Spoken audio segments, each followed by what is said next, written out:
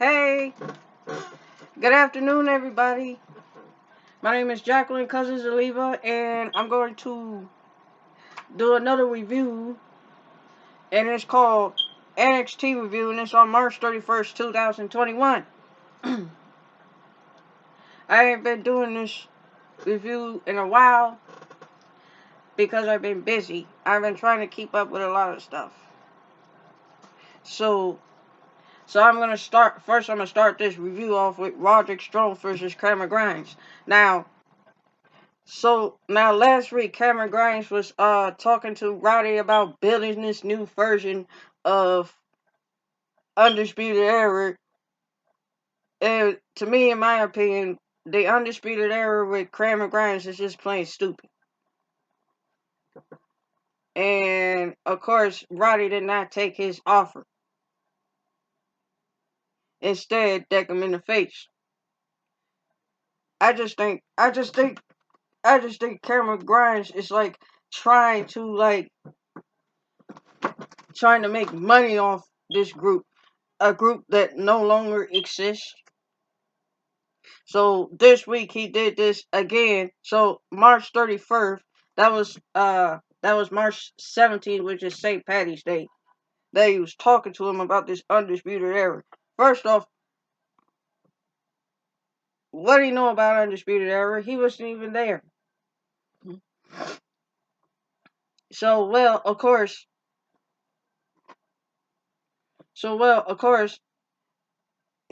good thing Roddy didn't take his offer. So this week, March 31st, he did it again. Now he's doing a t-shirt with his image on it and his image on up front. Then he changed the music up called Grimes the System. Of course, that pisses off Roddy, so he decided to attack him. Then the match starts. Roddy lost to Cameron Grimes due to all these distractions, like this one guy wearing an Undisputed shirt, and then next to this other guy wearing an Adam Cole shirt. So he got distracted by that. Here's the thing. All these stupid people wearing all these Undisputed Era shirts. Do you realize what you're doing? That's causing a distraction. Cameron Grimes throwing up signs like this. He's throwing up signs like this. That's a distraction. And then he comes across an armband that Cameron Grimes pulled out of his trunks, which is nasty. The one thing I got a problem with this match, the fact that Cameron Grimes put his knee on this man's neck, that reminded me of what the cops did to George Floyd. That reminded me of what the cops did to George Floyd. Cameron Grimes, there's no need for you to be putting your knee on this man's neck. I don't like that. That's making me going back to what the cops did to George Floyd. There's still no reason for what the cops did, all because he pulled out of fake money. So then we get to the promo of Karen Cross training with Scarlett while Scarlett is watching. Of course, I'm still puzzled about Scarlett speaking German. She sounded like she was speaking German. And that dude looked scary. Then there's the promo of Ciampa versus Walter for the UK champion, which I'm not too crazy about. I don't know any of that history. Well, even though it's a good thing that the Walter is the longest reigning champion, so he's at the top, so he's right where Adam Cole is. Then I also found out. Then I'm also finding out that NXT is going to move to Tuesday starting April 13th. just to avoid any problems with AEW because AEW is every Wednesday. Santos Escobar looked like he was ready for a match. He issued an open challenge just to show Devlin Jordan what he's in for. He said he's the emperor of Lucha Libre, and Lucha Libre has a lot of history. Now, Escobar was right about that one. Lucha Libre has a lot of history. He said he was born champion. So pretty Tyler Breeze came out to address Santos. So Tyler Breeze is talking to him, and he didn't see and I didn't see Santos facing him. He's facing that way, while talking to him.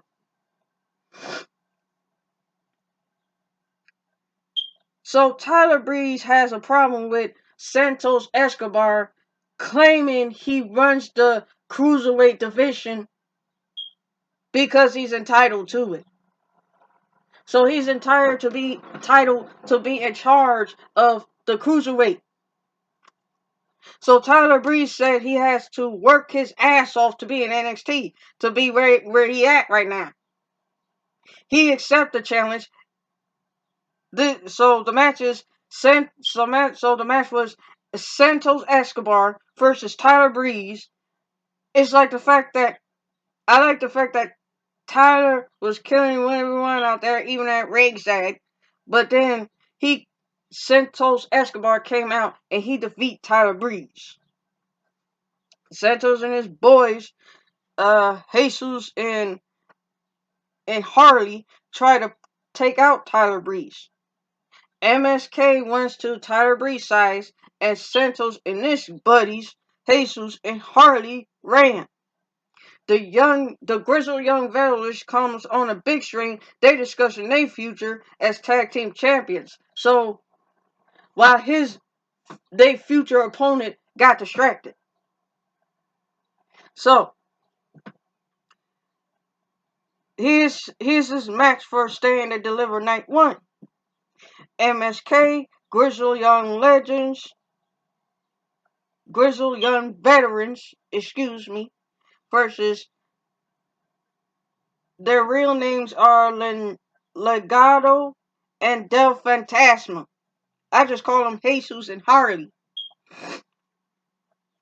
They tag for the tag team champions. Johnny Gargano and his wife, and the rest of their friends get interviewed, which is Indy Hartwell and Austin Aries. So Johnny Gargano thought the Battle Royal was a stupid idea. He claims that he been carrying a company on his back for years. Like he's the only person who made this company the way it is. Boy, any other wrestlers can claim this. So he calls William Regal cuckoo bananas on national television. I hope William Regal hears this. Austin Aries Austin Aries thinks it's a great idea. At first, Johnny Gargano was looking at him like he crazy. Then he's like, wait a minute, that killed the business. So if you lay down, Austin Aries lay down, I can pay you 1, 2, 3. That's Johnny. I pay you 1, 2, 3, and I keep the belt. I hope Austin Aries don't win this battle royal. I hope he doesn't. So I hear Candice LeRae and Andy Hartwell had a tag match against the beginners. Cause I call them the beginners because I try to get their name while I was taking notes while I'm watching wrestling, and the name appeared quickly and disappeared quickly. Like the show was kind of bogus for doing that. So they're trying to show Ember Moon and Shotzi Blackheart what real championships look like. So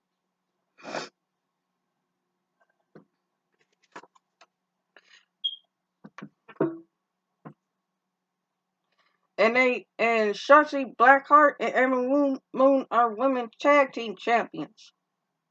They were women tag team champions. So um, so last week there was this confrontation between Io Shirai and Raquel Gonzalez. Mackenzie's interviewed Io Shirai about her choice of an opponent and has she bit off more than she could chew.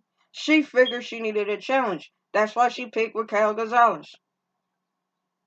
I still think she bit off more than she can chew. But anyway, let's move on. Candice LeRae and Indy Hartwell versus beginners. Now, mind you, I can't get their name because their name keep disappearing so quickly. I can't even write it down. So, at first I was shocked that they let the beginners, the other women, overpower them. Then Candice LeRae and Indy Hartwell picks up the win. Candice wants to let everybody back in the back knows that they want to tag team titles from Ember Moon and Shotzi Black, and they will stop at nothing to get them. Ember Moon and Shotzi Blackheart comes out and not only accepts the challenge, but hit him with a Nerf ball from the tank. It's a Nerf tank, right? So their match will be at Stand and Deliver. It's gonna be Ember Moon and Shotzi Blackheart versus Candice LeRae and Andy Hartwell. Hey. So Raquel is on her way to Dakota with Dakota Kai to face Zoe Starks, but then gets confronted by Io Shirai. They get to fighting, and then Raquel started buzzing her head in the box, on the box. And during the commercial break, Roddy is leaving, and he's supposed to be in the Battle Royal tonight. So honestly, I don't blame him for leaving because all this shit, was spiraling out of control with this undisputed era shit, with this undisputed era bullcrap. He's trying to move on.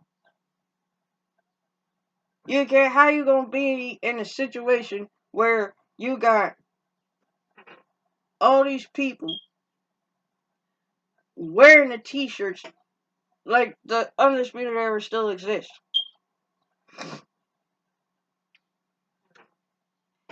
So we on to Zoe Starks versus Raquel Gonzalez. Zoe did put up a hell of a lot of fight, but ended up being defeated by Raquel Gonzalez. Io, again, charging Raquel Gonzalez, ended up being thrown to the wall. This woman, this chick, Io Shirai, she champion, right? You got plenty of time to face this woman. Why not sit down somewhere and wait till Stand and Deliver? You wanna fight this woman so bad. It's like she wanna fight this woman so freaking bad. And I don't know what's the deal with the dog. I saw a commercial where a little bitty dog is running around the building. What is up with this? What is up with the little dog running? What's the deal with the little dog running? She's kind of cute. The dog is cute, but what's the purpose of the dog being there? So Kushida's interview was about having the opportunity to win his way to take over as Stand and Deliver. He's like, nothing is going to stop him. And then pause. But Peter Dunne interrupts him and reminds him that he is the best technical wrestler, which is true because I saw what he did to his opponent. Now Kushida, he tells Kushida to prove him wrong. Okay. So this is interesting. This gotta be interesting. Prime target. Kyle O'Reilly versus Adam Cole. Okay. So a prime target. This is supposed to be an interrogation scene where people just sit there and tell their story. And it's kind of weird. I don't know why they made it like this, but they look like prime suspect of the. They're gonna be. They look like they're gonna be prime suspect of a murder of each other. So so they're gonna tell this story. So they telling this story where they supposed to meet each other. And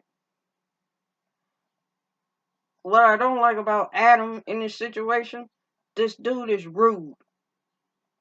Did you see him like just sitting in the chair talking about some? You got 15 minutes. 15 minutes to ask questions. Like, where is he? Why is he telling them they got 15 minutes? What does he have to do that's so important? What's he in a hurry for? You got 15 minutes, really? So they claim they met each other back in 2009, which is so they gotta be in their early 20s then. So because on their pictures they look so young. I seen pictures of them. So they became attached to. So they claim they became attached to each other and became friends. I even see footage of the Undisputed Era, how the Undisputed Era started, and to be honest with you, when I first saw them, I didn't even like them. Those guys were cheesy. Those guys were too cheesy for me.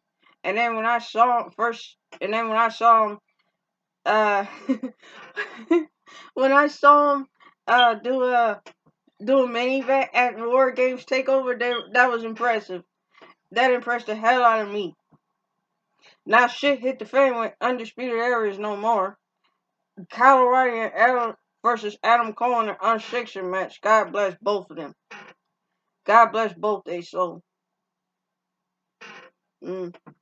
So Casey Contrero and Caden Carter versus Exile Lee. A handicap match? That lady in the chair is supposed to be her tag team partner. Katie even went up there to confront her. She grabbed her by the throat and knocked her out with sleeping gas. Somebody said that it was some 90s fantasy that ruined NXT. Well, I can't tell if that was a 90s fantasy or whatnot. Somebody on Instagram was saying that was a 90s fantasy. So, Exile was able to win against both Casey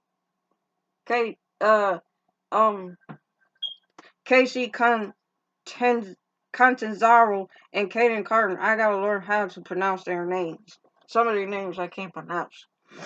So Raquel got interviewed, and Io Shirai still runs up there and attacks her. Give it a rest already. How many times are you gonna... That's like a car running into a truck and get ran over. How many times are you gonna keep getting knocked down until you finally get knocked down? She finally tells her to stay down. And there goes that dog again, just running around the building. Next thing you know, he ran into this lady with high heel boots on. Now, what was that all about? TC message for Walt. Tommaso Ciampa message for Walter. Remember that necklace he ripped off that Walter ripped off his neck? I just noticed his wife and his little child, his daughter, gave him this necklace since his neck surgery. Walter since his past neck surgery. Walter reminds him of his journey that he used to be in. They say he changed. He's not the 2018. He's not the 2018 Tommaso Ciampa. And my question was, how it was Tommaso Ciampa back in 2018. I didn't watch NXT until around 2019. I watched some of it, so I'm wondering what 2018 Tommaso. I wonder what they mean by that. Tommaso Ciampa saying he's gonna climb the top of the mountain and be champion. Well, that's good for him. Moving on to Prince Finn Balor's promo. Crack. He's training. I already know he's training to keep his title because he already beaten everybody else. Gauntlet elimination. Now we're on to Gauntlet elimination battle royal. The rules. At first, the rules are quite confusing. So the final 6-man will advance to the Gauntlet eliminator. The match on night 1, Stand and Deliver. The final 6 will be on night 1 of Stand and Deliver. The winner of the Battle Royal will enter the last Gauntlet. The winner of the Battle Royal will enter the Gauntlet match last. So on night 1, they're going to enter the Gauntlet last. So whoever won is going to be last.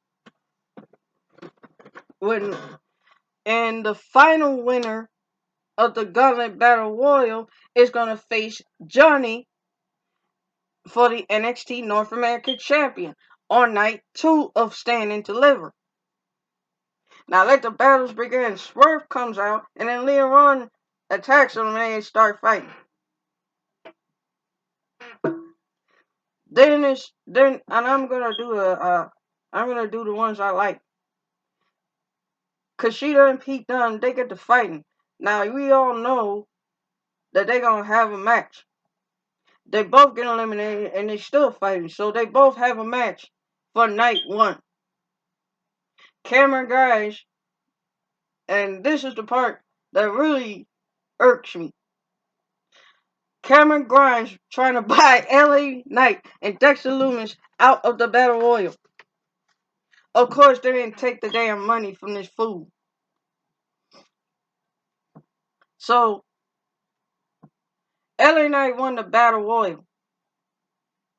So, LA Knight gets to be in the next one last. Leon gets to be in there first. He's going to be the first one. Now, here we go. So, this woman comes out, calls out Raquel Gonzalez. She comes out. They start fighting. Everybody try to break them up. They beating them up. This is crazy. They might as well just kill each other for a championship. Over a championship. That's just crazy. Alright, y'all. That's it. That's all the review for today. I'll come up with another one. And until then, love you all and have the rest of your day.